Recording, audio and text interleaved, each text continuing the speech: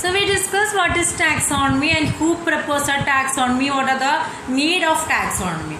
Next here we are discussing the process of taxonomy. Process means the steps of taxonomy. Okay, so the first one is characterization, next is identification, third is classification, and the fourth one is nomenclature. Okay, so these are the 4 steps of classification. So what are the 4 steps? Characterization, identification, classification, nomenclature. Okay. അപ്പോൾ നമ്മളൊരു ഓർഗാനിസത്തിനെ കണ്ടാൽ നമ്മൾ എന്ത് ചെയ്യുക? അതിനെ കണ്ടിട്ട് അതിനെ character ചെയ്യുക. ഇത് ഇന്ന ഗ്രൂപ്പിലാണ്, അതിനെ ഐഡൻറ്റിഫൈ ചെയ്യുക, അതിൻ്റെ ഫീച്ചേഴ്സ് വെച്ചിട്ടില്ലേ. പിന്നെ നമ്മൾ എന്ത് ചെയ്യുക? അതിനെ ക്ലാസിഫൈ ചെയ്യുക. Nomenclature means give name. നമുക്കതിന് എന്ത് കൊടുക്കാം? പേരുകൾ കൊടുക്കാം. Okay. So the first one is characterization. It is the understanding of characters of organism. The characters means external characters and the internal characters. Internal characters means the structure of cell development process. Okay, and the external features means ecological information. All these are included in the group characterization. Clear it is. So the process of taxonomy, the first step, what is the first step in process of taxonomy? That is characterization. It is understanding of the characters, both the external characters and the internal characters. The next one is identification. Identification is the correct description of an organism and its recognition in its scientific name. Clear it is. Identification, the correct recognition or description of an organism. So we identify the organism. The next is classification. We classify or grouping the organisms into particular taxa or particular categories based on their features. Clear? And the fourth step is nomenclature. Nomenclature means naming. Okay, so it is providing of standardized names to the organism such that a particular organism is known by the same name all over the world. Okay, so in Kerala we are telling tiger. Okay, in London, in America, in Africa, and everywhere the name of the tiger will be changing. The changing means they have their own names. For example, papaya. Okay, someone telling it is a papaya in another. In Kerala, in another districts, it is a vappakaya, omakaya, another name is. But commonly, we giving a scientific name. It will not be changing. So the taxonomy helps to give the scientific name to the organism. So the nomenclature means providing of standardized name. That is very important.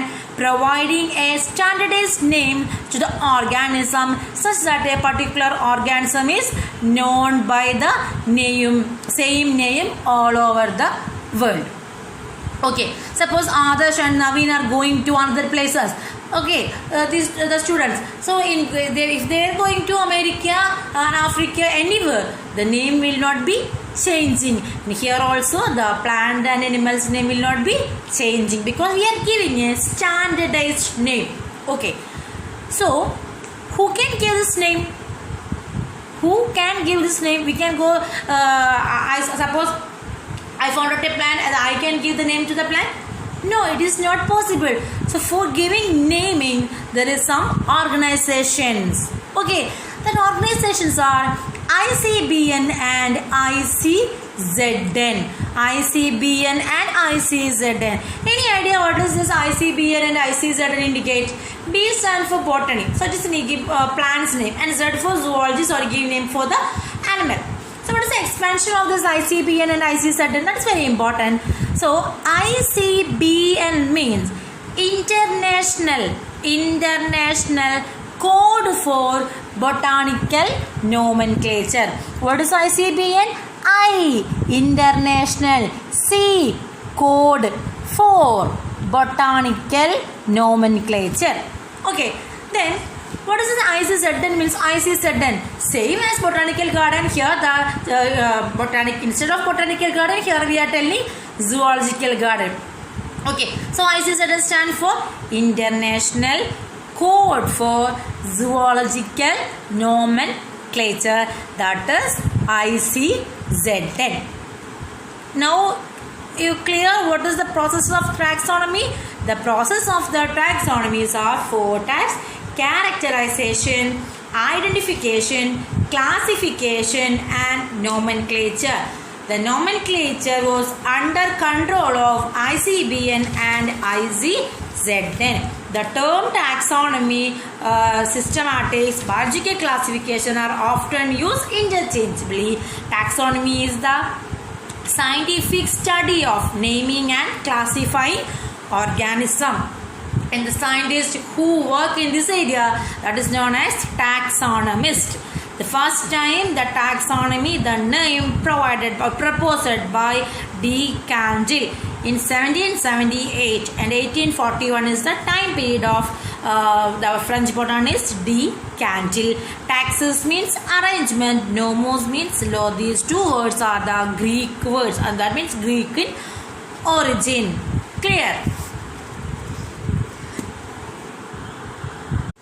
Next we are discussing the history of classification.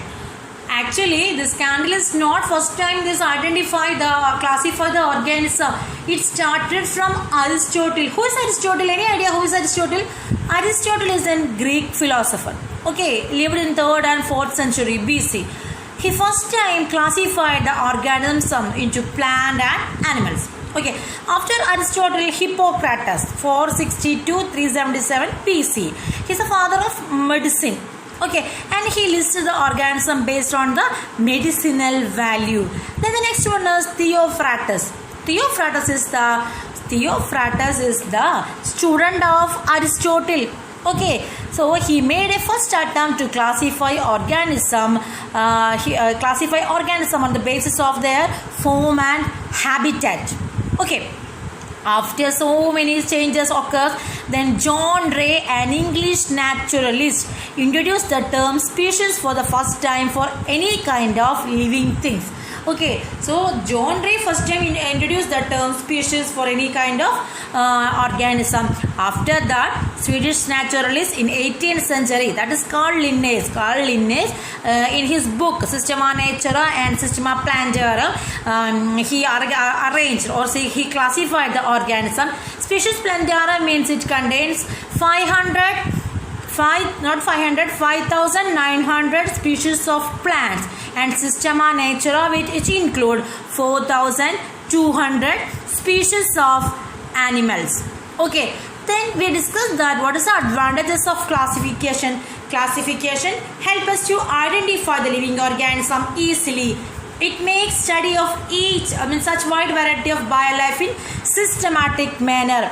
It helps us learning different plant and animals, and also maintaining the similarities and dissimilarities, and it also helps for the interrelationship between organisms that we all discussed in our previous classes. So these are the history of classification.